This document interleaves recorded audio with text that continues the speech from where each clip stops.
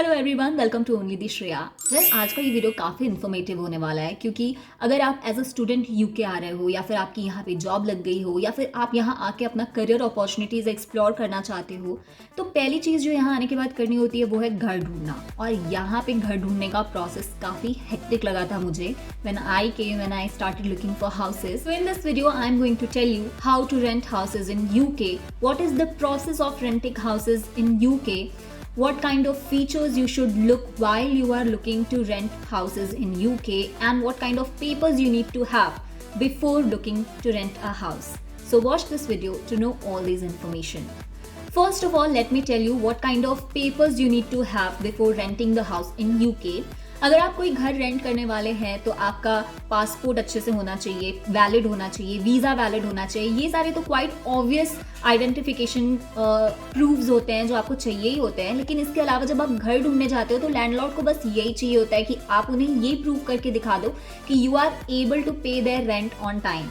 तो इसके लिए 3-4 डॉक्यूमेंट्स वो लोग मांगते हैं आपसे। वो आपसे पूछ सकते हैं 3 मंथ्स के बैंक स्टेटमेंट्स, 3 मंथ्स की सैलरी स्लिप, या फिर अगर आपके पास नई कंपनी के ये दोनों भी नहीं है तो आप उन्हें पुरानी कंपनी के भी बैंक स्टेटमेंट्स या फिर 3 मंथ सैलरी स्लिप दे सकते हैं।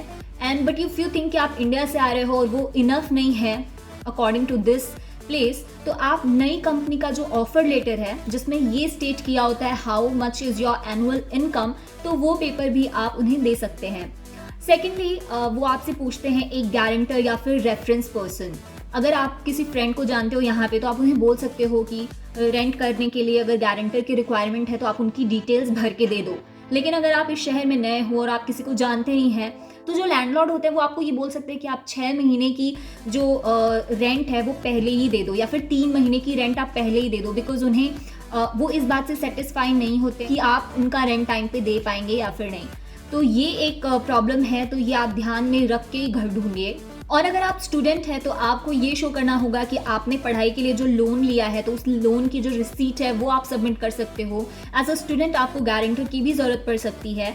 और बहुत सारी यूनिवर्सिटीज़ होते हैं जो स्टूडेंट हॉल प्रोवाइड करते हैं, तो अगर आप स्टूडेंट हो तो आपको ईजिली अकोमोडेशन यहाँ पे मिल जाता है। अगर आप यूनिवर्सिटी में हो तो उस एरिया में ही घर ढूंढने की कोशिश कीजिए क्योंकि बहुत सारे लोग शेयर्ड अकोमोडेशन में भी रहते हैं, स्टूडेंट हॉल में रहते हैं जो यूनिवर्सिटी उन्हें प्रोवाइड कराती है। अब आपको बताती हूँ कौन से ऐसे ऐप्स हैं जहाँ आप घर ढूंढ सकते हैं। तो जब हम लोग यहाँ पे आए थे तो हमने सबसे पहले सुना था कि राइट मूव, ज़ूपला करके 2 ऐप्स हैं जहां आप अपने घर ढूंढ सकते हो। But once you start calling these people through the app you get to know about other websites जहां पे घर अवेलेबल होते हैं। और राइट मूव और ज़ूपला से पहले भी उन सारे वेबसाइट्स पे घर अवेलेबल हो जाते हैं। These websites are OnTheMarket, OpenRent और राइट मूव एंड ज़ूपला तो आपको पहले से ही पता है। तो इन सारे एप्लीकेशंस और वेबसाइट्स पे जाके आप अपनी रजिस्ट्रेशन करवाइए and then you look houses according to your choice. And then अगर आपके पास ये सारी पेपर्स हैं, गारंटर है, रेफरेंस है, ये सारी चीज़ें हैं, तो फिर आपको घर ढूंढने में ज़्यादा इशू नहीं होगा। कोई भी घर आपको पसंद आता है तो आप एजेंट को कॉल या ईमेल करके अपनी डिटेल्स थोड़ी बहुत शेयर कीजिए and then book viewing. And viewing के लिए आपको ट्रैवल करके जाना पड़ेगा, घर देखना पड़ेगा, और घर देखने के बाद आपको एक टेनेंट एप्लीकेशन भरना होता है जिसमें आपको लिखना होता है कि how many people are going to be moving in the house, if you smoke or not, if you have a children, do you have pets or not, how much is your annual income। ये सारी details के साथ आप एक tenant application भरते हैं and then the landlord decides if they want to keep you as their tenant or not. अगर आप घर व्यूइंग के लिए देखने जा रहे हैं तो पहली फीचर जो आपको देखने की ज़रूरत है वो ये है कि आपका जो विंडो है वो डबल ग्लेजिंग हो, क्योंकि अगर ऐसा नहीं हुआ तो आपका घर बहुत ही जल्दी ठंडा हो जाएगा और उसे हीट करने में आपकी बहुत ज़्यादा गैस लगेगी और आपकी गैस के बिल्स मंथ के एंड में काफ़ी बढ़ जाएंगे। So you don't want that. So जब भी घर ले तो आप डबल ग्लेजिंग वाला ही घर लें।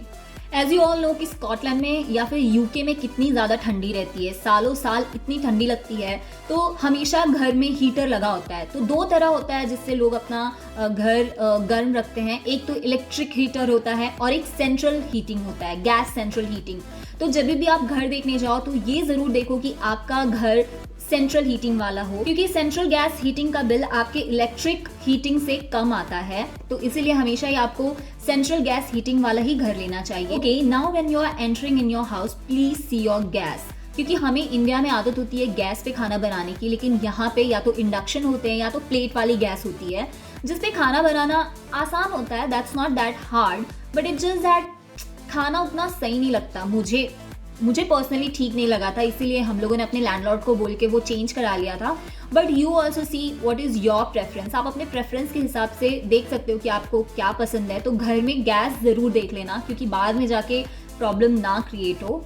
And then when you are seeing a house, ये चीज़ आपको देखने की ज़रूरत है कि वो ग्राउंड फ्लोर पे ना हो, क्योंकि जब भी घर ग्राउंड फ्लोर पे होता है वो बहुत ज़्यादा ठंडा रहता है और उसे हीट करने में काफ़ी ज़्यादा एक्सपेंस हो जाता है। तो इसीलिए हमेशा घर फर्स्ट या सेकंड फ्लोर पे लो, क्योंकि वो थोड़ा ज़्यादा ही गर्म रहता है और ठंडा होने के चांसेस उसमें कम होते हैं rather than the ground floor. Also if you are looking for house in UK, please do see that आपके आसपास जनरल स्टोर्स हो, ग्रॉसरी स्टोर्स हो, क्योंकि अगर ऐसा नहीं हुआ तो यहाँ का जो पब्लिक ट्रांसपोर्ट है वो काफ़ी ज़्यादा एक्सपेंसिव है। तो आप ये नहीं चाहोगे कि आप हर दूसरे या तीसरे दिन जब भी ग्रॉसरी शॉपिंग के लिए जा रहे हो तो you spend money on transportation. Please see that you have stores around to shop for. एक और चीज़ जो सबसे ज़्यादा ज़रूरी है while you are looking for your house is to look council tax. जैसे हमारे यहाँ पे म्यूनसिपालिटी का टैक्स आता है, प्रॉपर्टी टैक्स आता है, वैसे ही यहाँ पे हर महीने रेंट के अलावा आपको काउंसिल टैक्स भी देना होता है। तो काउंसिल टैक्स के बैंड्स होते हैं ABCD से लेके FE तक जो होता है काउंसिल टैक्स होता है। A जो होता है वो सबसे ज़्यादा चीप काउंसिल टैक्स होता है, अराउंड 150 आपको हर महीने पे करना होता है। और उसी के अकॉर्डिंगली जैसे ही आपका टैक्स काउंसिल टैक्स का बैंड बढ़ता जाता है आगे की तरफ, उतना ही आपका वो काउंसिल टैक्स का जो अमाउंट है वो भी इंक्रीज होता जाता है।